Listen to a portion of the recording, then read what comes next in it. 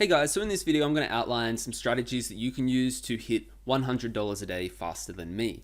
For those of you who've been following my income reports, you'll be able to see that I've made $100 per day for the past month, and this month just passed was the first month that I managed to achieve that. So in this video, we're going to have a quick chat about 9 different strategies that will get you there faster than I managed to get myself there.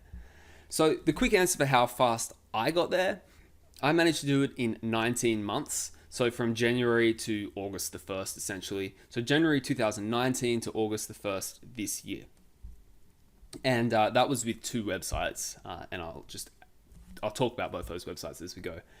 So here's the longer answer. You can see my month by month breakdown. And as I've said before, and as so many other people say, the first 6 months, don't expect anything. Don't expect traffic. Don't expect any revenue from your website at all. In fact, the first revenue I made was in month 10. I probably could have made money a little bit faster than that, but I didn't bother until I got 10,000 visitors per month.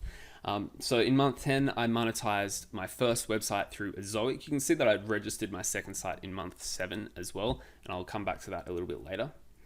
And then it kind of stacked up after that. Month 11, I hit $400, and then each month after that, except for month 13 where I had a dip, that was because of seasonality. But each month after that, it built and built and built until you can see here my total in the month 19 was $3,100 in a 31-day month. One thing to keep in mind, and we'll come back to this in a second, is that I signed up for Amazon in month 13, and yet my affiliate revenue, which is mainly through Amazon, except for maybe $150, significantly outstrips my ad revenue. So for me, it was Amazon affiliate that really got me there. So here's my tips to try to get there in quicker than 19 months. The first one, which is one that probably doesn't really count for most people because you're probably smarter than I am, but my first domain name, I chose a spammy domain name, and after 3 months, I started doing some link building, and I kept getting responses from people saying, look, mate, we're not going to link out to your domain. It seems like a spammy domain. We don't link to that type of website. Now, I'm not going to tell you what that domain name was. I'll just say that I didn't intend for it to be come across as spammy, but it had like a double meaning, I guess, which I wasn't aware of at the time. So I had to start all over again, and you can see in the gray here on this screen, it says I started over again after month 3. So first tip, it's a simple one, and most of you aren't going to make this mistake. Just make sure you don't choose a spammy domain name. A simple brandable domain name is fine. Second, I've already just suggested this, affiliate marketing still scales much faster, even with the Amazon rate cut. You know, I'm doing 3% on both of my affiliate sites that are primarily targeting Amazon, and it's still the fastest way to scale, in my opinion. If you want to get to $100 a day as fast as possible, it's Amazon affiliate. Just a niche where there's some good low competition keywords for best X for Y, and just try to scale as fast as you can through Amazon affiliate. I tried my luck with display ads at the start, and you could see in the first couple of slides where it was just such a slow grind with those display ads. And it's, you know, I think I've calculated that I make about, on average, $6 per month per informational article. And I make tons more than $6 per month per informational article for my affiliate articles. So it's just it's a more economical way to spend your time is to go through Amazon affiliate.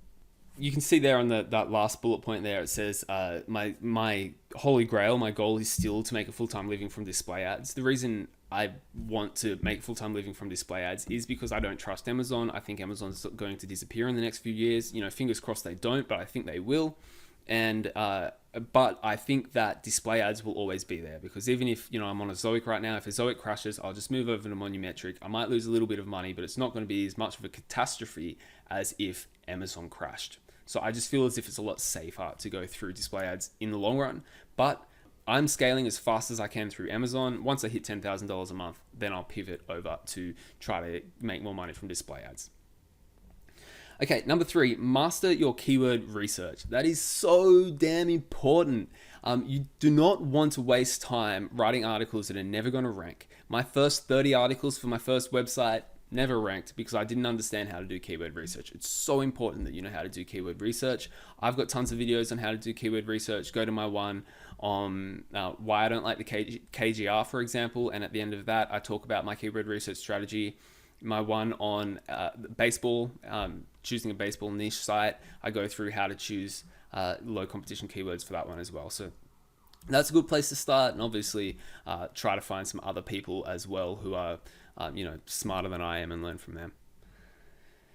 Okay, next one, focus on what matters, which is content. I get emails from people and they say, I've written 20 articles and I'm in 8 months and it's not working. Should I give up? Hell no. 20 articles is nothing. 20 articles is a drop in the ocean. You should not stop writing content until you've got several hundred articles on your website. My first content push for my websites, I try to hit 80 articles. You can see for site 2, or you can if you go to some of my income reports, site number 2, it's got 83 articles on it, and I stopped after 83, but I hit 83 and I had to make sure that I got to 80 articles before I stopped that one, because that was just my bare minimum.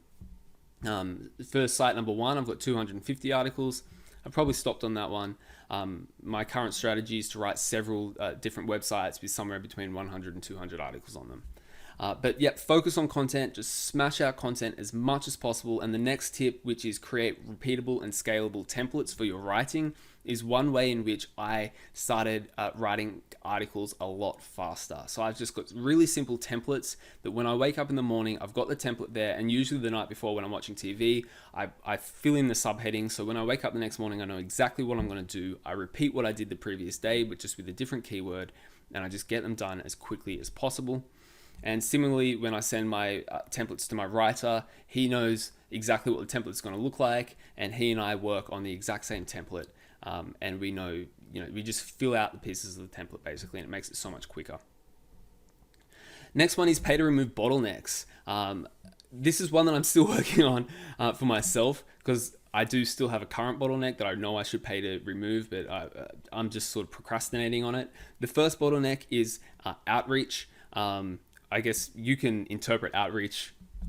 Don't want to break Google rules, but yeah, I outsourced my outreach. That was the first thing that I did. And then the second bottleneck was writing. I was really hesitant to pay a writer. The writer that I currently have, he got in touch with me and said, mate, you want me to write for you? And I was like, gee, I wasn't really looking for a writer, but I got him to start writing for me, and I'm so glad I did, because it was a huge bottleneck for me, and now I've got 2 people writing for my websites, and it just kind of helps me scale even more. And then the third bottleneck is editing, which is currently that I'm on. When I get my articles back from my writers, I write the introduction, I write the conclusion, and a little bit of a buyer's guide as well. And I go through it and I do some little tweaks here and there to make it look as professional as possible. And that takes me a lot of time. It probably takes me a good 2.5 hours to go through all of that and get it all as perfect as possible before I publish it. So at some point, I will make sure I outsource the editing. If I build up a big enough writing team, maybe I'll get one of my writers to take on the editor role, for example. But I'm aware of that current bottleneck. But as you scale, you need to say, what's the bottleneck that's preventing me from scaling even more? And I need to work on fixing that bottleneck right now. Number 7, plan new projects months ahead. I've already done a video on this, but if you're going, okay, I'm expecting that this domain is going to finish in 100 articles time. That's probably going to be 3 or 4 months time from now. I need to register my next domain for my next project now, so it can get through the sandbox a bit. So I've got momentum rolling into that next one, and I'm not sitting around waiting 6 months for my next website to get out of the sandbox and start making me money. Even this YouTube channel is one of those things that sort of plan ahead. At the moment, I'm not really making videos to make money or anything. It's just a little bit of a vlog. But if it comes to a point where I'm like, yep, I'm going to go hard on YouTube to try to make a lot of money off YouTube, I'll already have a little bit of a base to work off. I'll have 500 or so followers to sort of act as a bit of a springboard. So plan your new projects ahead. And get them started so that there's less of that sort of delay between starting and really scaling.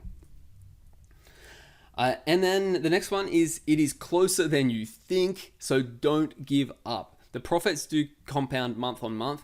It was a crazy grind to get to $1,000 a month. It was, so many lows and so many, doubting myself. Am I ever going to make it? Am I ever going to make it? I hit $1,000 a month, and then suddenly I was making an extra $500 per month. So it went from $1,000 to $1,500 to $2,100 to $3,100. This month, I think I'm probably going to get maybe $3,500. But once you get through that really difficult stage up to $1,000, it really starts snowballing. So don't give up. And even if you're, right now making a little bit more each month, but you're not quite at that $1,000 a month, you'll find at some point you'll go over this line in the sand, and suddenly it'll be so much easier to pick up more momentum and get extra money per month. So, if you're sitting at $900 a month, you're not that far from $3,000 a month. You're closer to $3,000 a month than than you are to $0 a month. You're already more than 50% of the way there, even though the money's not in your account yet. Okay, and the last one is learn from smart people. And, I am constantly learning from smart people. People like Sean Mars, who I'm constantly learning stuff from him. He's got awesome tips, and he's probably the person whose strategy is most similar to my strategy. So it's great to listen to him and hear his perspective. And he might have we've got the same strategy, but he's got a slightly different take on things. Spencer Hawes, all these really smart people. I'll give you an example of one person, Doug Cunnington. He was saying for a long time, affiliate marketing is the way to go. Amazon affiliate is the way to scale and make money fast. And, I was listening to other people who were saying, there's a display ad approach. Don't give up on the display ad approach. It might be good. But, Doug was always chirping in the back of my mind, affiliate marketing, Amazon. And I actually registered my second site because of Doug chirping in the back of my head. And I was like, all right, and then I'll start an affiliate site and I'll register it now. And then maybe in a couple of months I'll get started on it. And I'm glad I did. And I'm glad I actually finally listened to Doug and went, right, actually Amazon's probably something I should try. And I'm so glad I did. So listen to smart people around you and make sure that that you're open-minded to a whole bunch of different people's perspectives.